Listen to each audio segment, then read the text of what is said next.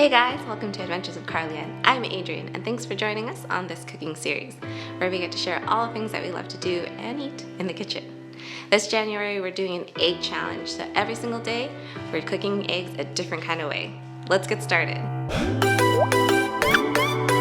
Recording.